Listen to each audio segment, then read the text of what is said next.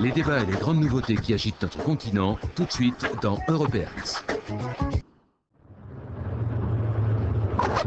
La voiture file sur une autoroute libanaise, plus de contrôle de vitesse, plus de pont non plus. 6 mois après la guerre que l'on appelait la guerre des 34 jours entre l'armée israélienne et les combattants de la milice chiite du Hezbollah, direction le sud Liban. C'est là qu'entre le fleuve Litani et la Blue Line, qui suit la frontière israélienne, est installée la FINUL, la force intérimaire des Nations Unies. Elle y est depuis 1978, après une première invasion du sud Liban par Israël, qui luttait alors contre les Palestiniens. À 15 km au sud de Tyr, à Nakoura, ce mur d'enceinte abrite le quartier général de la FINUL. Au fil des mandats, la FINUL a vu ses effectifs se réduire jusqu'à 2000 hommes. La guerre de l'été dernier allait lui donner un nouveau visage. On parle d'une FINUL renforcée dont les effectifs peuvent atteindre 15 000 hommes. Ils sont actuellement un peu moins de 12 000. L'Italie et la France sont les principaux pays contributeurs. Ils partagent la zone d'opération avec des militaires espagnols, indiens et ghanéens. La force est commandée par le général de division Alain Pellegrini, une force dont la mission est difficile. C'est tout d'abord bien faire comprendre sa mission à tout le monde et faire comprendre notre effort et notre devoir de transparence et d'impartialité. Et notre seul correspondant et mon seul chef, si j'ose dire, est le secrétaire général. Et il n'y a qu'à lui que je rencontre de ce que j'observe sur le terrain. Les survols continuent, il y en a encore 2 hier et c'est pratiquement quotidien. La procédure de la FINUL, c'est de les observer, et puis ensuite de rendre compte tout d'abord à New York, et d'adresser une protestation officielle aux autorités israéliennes. Le mandat du général Pellegrini s'achève en février. Il sera remplacé par le général italien Claudio Graziano. Il dresse un premier bilan de modestie de ces 3 années passées à la tête de la FINUL. Lorsque l'on s'intéresse à ce pays et lorsqu'on veut y faire quelque chose, il faut être surtout très modeste. On quitte Nakoura pour 9 ans, un poste FINUL où se trouve un bataillon français, le groupement tactique interarmes. Il est dirigé par le colonel Decevin. Ici, vous êtes à Derkifa, on est au nord de la zone de la FINUL, au nord de la zone du bataillon français. Et c'est une position sur laquelle sont implantés les moyens de commandement pour l'instant, parce que ça va changer, les moyens logistiques surtout, et les moyens d'appui du bataillon français. Actuellement, le bataillon français a 2 missions. D'une part, une mission d'application de la résolution 1701 dans une zone d'action qui est au sud de la position actuelle et qui va jusqu'à la frontière avec Israël. Et d'autre part, une mission de Quick Reaction Force, c'est-à-dire force de réaction rapide au profit de la FINUL.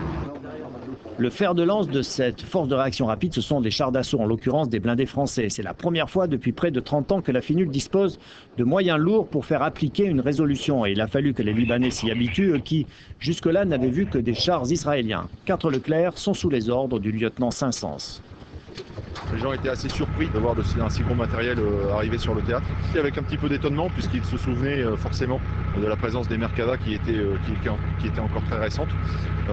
Et ensuite, avec nos patrouilles régulières dans la zone et puis les discussions que nous pouvons avoir avec les populations et la communication que nous leur faisons, petit à petit, ils ont accepté la présence des chars.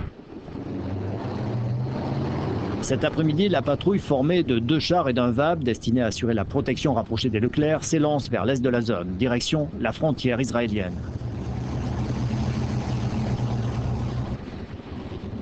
Là en fait on est à l'est de la zone qui est dévolue à l'escadron, dans le village d'El Adalissé, sur la route qui longe la Blue Line, le long de laquelle nous patrouillons assez régulièrement. Il est à peu près à 1 heure de mon point de départ, donc ça me permet de faire une halte technique pour les véhicules. Et d'autre part, on a un panorama assez intéressant pour nous et un endroit assez dégagé pour faire stationner les véhicules sans gêner la circulation. Ce panorama, c'est Israël, la partie septentrionale de son territoire au pied des plateaux du Golan. Un poste de Tsahal domine l'ensemble. Les contacts sont inexistants avec Tsahal. À peine apercevrons-nous ce Hammer au milieu des vergers et 7 patrouilles israéliennes le long de la Blue Line.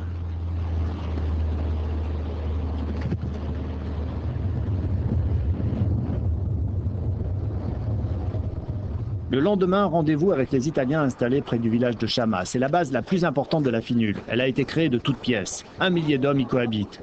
On vit et on mange sous la tente. Seul le foyer a été construit en dur.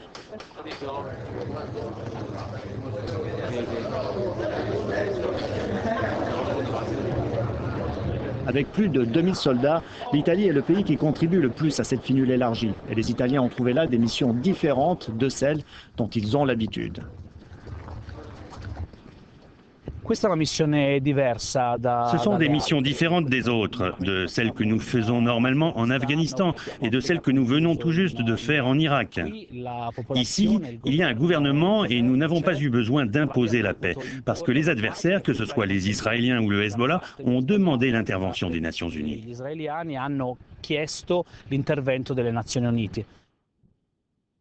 Des Nations Unies dont l'action est plutôt bien perçue par près de 3 Libanais sur 5, même si de nettes divergences apparaissent entre les confessions. Ainsi, les chiites se montrent très réservés, considérant souvent l'ONU comme pro-américaine.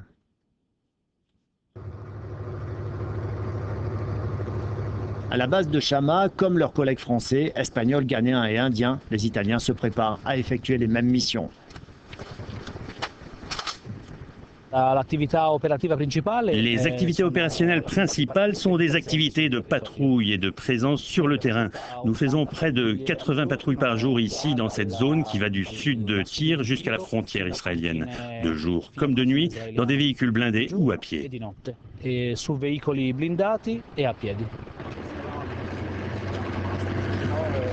Les Pumas du 5e régiment de cavalerie prennent la direction du sud de la zone, vers la frontière. Un premier village Hezbollah est traversé dans l'indifférence.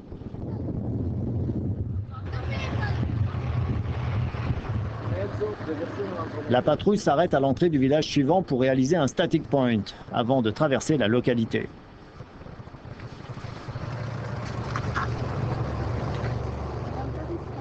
Nous sommes en train d'effectuer une patrouille à pied pour avoir un contrôle plus détaillé et plus précis du territoire de notre zone opérationnelle.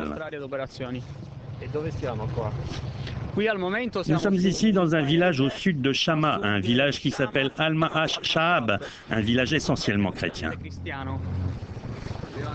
Depuis septembre, depuis la mise en place de cette finule renforcée, les jours se suivent sans accrochage. L'ONU et par elle l'Europe ont souligné leur volonté d'agir en dotant la finule de moyens dont elle n'avait encore jamais disposé. Reste à savoir s'ils seront suffisants pour participer à un règlement pacifique de la crise libanaise.